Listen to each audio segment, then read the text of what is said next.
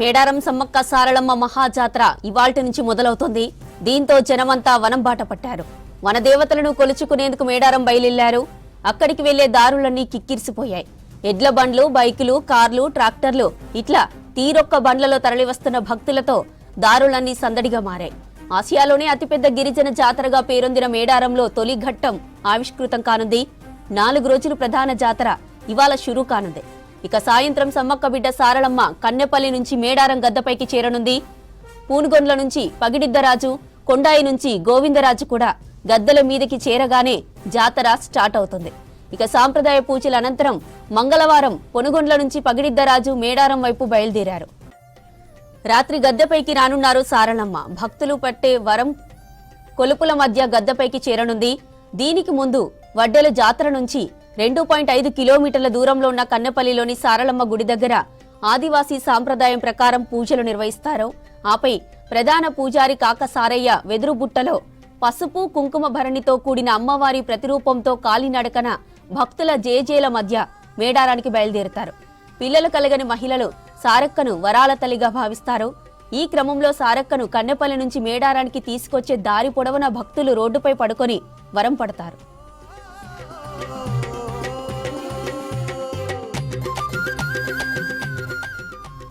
Right, ఇక మరిన్ని details మా ప్రతినిధి కృష్ణమోహన్ మేడారం నుంచి లైవ్ ద్వారా మనకు అందిస్తారు. కృష్ణమోహన్, భక్తుల రద్దీ ఎలా కొనసాగుతుంది?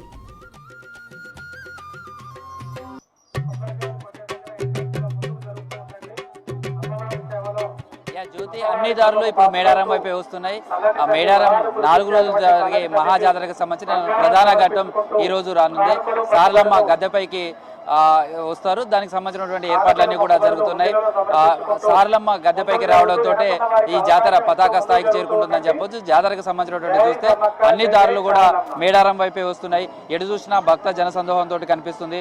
మేడారం మహాజాతరకు సంబంధించినటువంటిది అంతా కూడా ప్రధాన ఘట్టం ఆవిష్కృతం అవుతుందని చెప్పుకోవచ్చు. అయితే ఈ రోజుకు సంబంధించినటువంటిది మాఘ శుద్ధ పౌర్ణమికి ముందు వచ్చే బుధవారం రోజు, అంటే ఇవాళ ఈ వెన్నెల వెలుగులో, అంటే చంద్రుడి వెన్నెల వెలుగులో అమ్మవారు గద్దెపైకి వేంచేస్తారు. దానికి సంబంధించినటువంటి పూజా కార్యక్రమాలు ఇవన్నీ కూడా కొనసాగుతున్నాయని చెప్పచ్చు. అయితే దీనికంటే ముందు నుంచి, అంటే ఇవాళ పగిడిద్దరాజు, గోవిందరాజులు, అదేవిధంగా సారళమ్మ గద్దెలపైకి వస్తారు. దీంతో జాతర 4 రోజులకు సంబంధించిన ఇవాళ ప్రారంభమవుతుంది. అయితే నిన్ననే మేడారం పగిడిద్దరాజు పయనం అయ్యారని చెప్పచ్చు.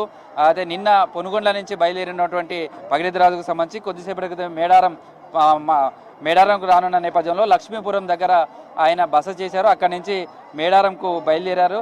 నిన్న మహబూబాద్ గంగార మండలం పునుగొండ నుంచి కూడా పగిడిద్దరాజు గుండాల మండలం నుంచి గోవిందరాజులు ఇలా వీళ్ళంతా కూడా బయలుదేరారు.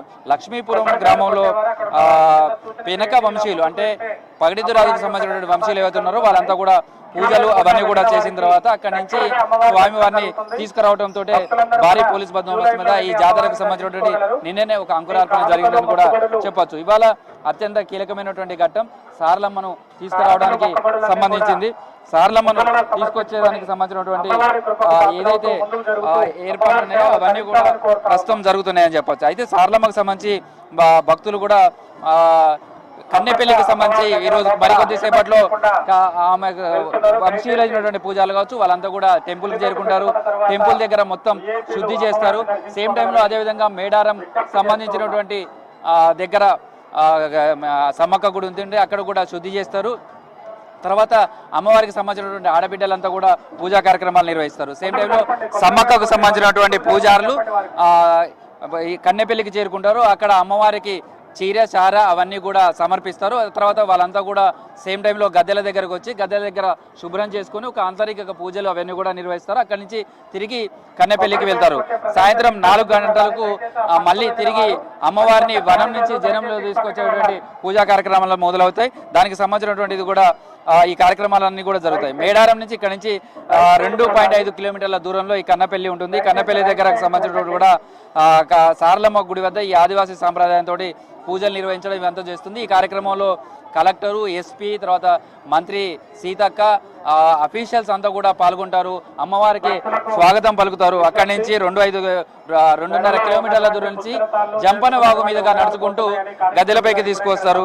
ఈ సమయంలో కూడా అమ్మవారికి సంబంధించినటువంటిది కూడా అమ్మవారిని ఆ రోజు కనుక వాళ్ళకి సంబంధించిన పూజలు కనుక అవన్నీ చేసుకుంటే పిల్లలు లేని వాళ్ళు పిల్లలు ఉండడం కావచ్చు, లేదా భక్తులు వరం కోరే కొలువుల మధ్య ఇదంతా కూడా జరుగుతుంది. పొర్లు దండాలు చేస్తుంటారు. మొత్తం ఎడు చూసినా కానీ అమ్మవారి నామస్మరణతో మాట్లాడుతుంది. ప్రస్తుతం ఈ 2.5 కిలోమీటర్లు ఏదైతే కన్నెపల్లి నుంచి గద్దెల వరకు వస్తామో ఆ దారి మొత్తం కూడా లక్షలాది మంది భక్తులతోటి నిండిపోతుంది. అమ్మవారి వెనుక వాళ్ళంతా కూడా స్వాగతం పలుకుతూ అమ్మవారి వెంట కూడా వస్తుంటారు. ప్రస్తుతం గద్దెల దగ్గర కూడా చూడొచ్చు భారీ సంఖ్యలో ముందస్తు మొక్కులు చెల్లించుకోవడానికి వస్తున్నటువంటి ఎలాంటి ఇబ్బందులు కలగకుండా ఏర్పాట్లు చేశారు.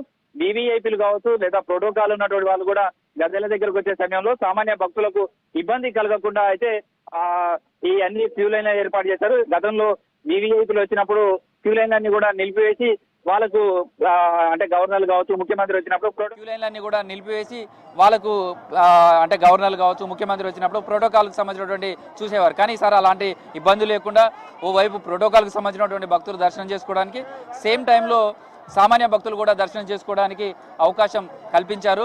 సేమ్ టైంలో అంటే కేవలం సారలమ్మ గద్దెపైకి పగిడేదిరాజు గోవిందరాజు వీళ్ళంతా కూడా గద్దెపైకి వచ్చే సమయం ఏదైతే ఉంటుందో ఆ సమయంలో మాత్రమే దాదాపు ఒక గంట సేపు ఈ పూజా కార్యక్రమాలు గద్దెలపై దగ్గరకు వచ్చిన తర్వాత ఉంటుంది. ఆ తర్వాత ఆ సమయంలో మాత్రమే భక్తులను నిలిపివేస్తారు.